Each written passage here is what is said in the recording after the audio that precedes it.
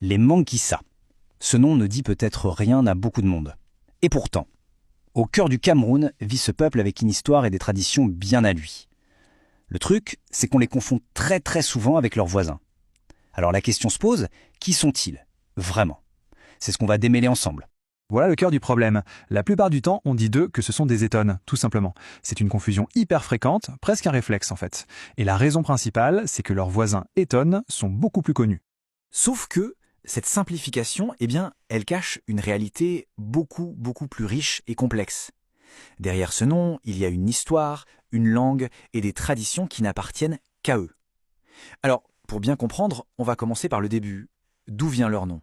Pour saisir une identité, il faut souvent remonter à sa source. Et pour les Manguissa, tout part d'un grand voyage, d'une migration qui a tout changé et d'une histoire de nom assez incroyable. Alors si on écoute la tradition orale, l'histoire commence avec deux frères, deux figures fondatrices, Wambata et Bambambata. C'est eux qui auraient guidé leur peuple, qui à l'époque s'appelait les Njinjo, pour traverser le grand fleuve Sanaga. Un périple vraiment fondateur pour s'installer là où ils vivent aujourd'hui. Et l'évolution de leur nom est juste fascinante. Au départ, c'était donc les Ngijo. Puis, au contact d'un autre peuple, les Fang, leur nom se transforme en Ngissa. Et enfin, c'est l'administration coloniale qui va figer le nom qu'on connaît aujourd'hui, Manguissa. Probablement parce que c'était plus facile à prononcer pour eux. C'est fou, toute leur histoire est comme inscrite dans ce seul mot. Maintenant, le deuxième grand indice pour comprendre leur identité, il est dans leur langue. Ou plutôt, leur langue. Parce que oui, c'est là que ça devient super intéressant. Ils ne parlent pas une, mais deux langues bien distinctes. En fait, les Manguissa jonglent entre deux langues. Dans la vie de tous les jours, ils parlent une langue du groupe Beti, qui est très proche de l'aiton. Et ça, bien sûr, ça explique une grande partie de la confusion. Mais, et c'est un grand mais, ils ont aussi gardé leur langue ancestrale, le Leti. Ça, c'est la langue du cœur, la langue de leur histoire, celle qui les relie à leurs origines près de la Sanaga.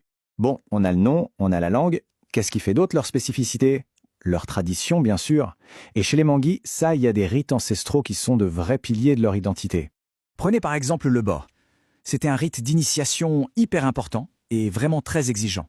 On envoyait les jeunes garçons seuls dans la forêt pour qu'ils deviennent des hommes, des chasseurs, des guerriers. C'était une épreuve terrible. Tout le monde ne revenait pas. Mais ceux qui y arrivaient, ils étaient célébrés comme de véritables héros. Et ce retour, c'était un moment de fête incroyable. Les jeunes initiés faisaient une danse vraiment spectaculaire, une pure démonstration de force et de virilité. Comme le décrit cette citation, il s'agissait de montrer à toute la communauté « Regardez, je suis prêt à protéger, prêt à fonder une famille ». Ok, on a vu leur histoire, leur langue, leur rite, tout ça est bien distinct. Alors on en revient à la question de départ. Pourquoi est-ce qu'on continue de les confondre avec les Itokeyons? Les raisons sont en fait assez complexes et viennent de loin.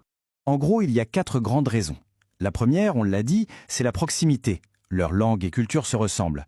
Deuxièmement, les Éténons sont beaucoup plus nombreux et ont plus de poids politique, donc ils font un peu d'ombre. Troisième point, l'héritage colonial.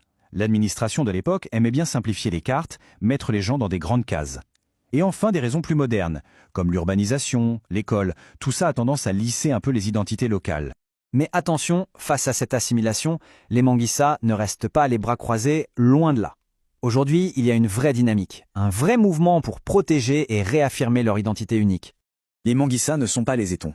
Cette phrase, elle est toute simple, mais elle est tellement forte. Prononcée par un de leurs représentants, elle résume tout leur combat. C'est un refus de la simplification, c'est une déclaration d'existence. Pour eux, affirmer cette différence, c'est une question de survie culturelle. Et ce ne sont pas que des mots. Ils agissent concrètement.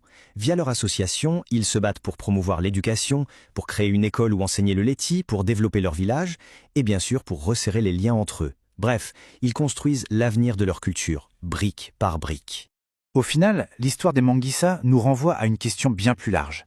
À une époque où tout a tendance à s'uniformiser face aux dynamiques de pouvoir, comment est-ce qu'un peuple, une culture, peut préserver et faire entendre son histoire unique? C'est un défi immense, et c'est celui que les Manguissa sont en train de relever aujourd'hui.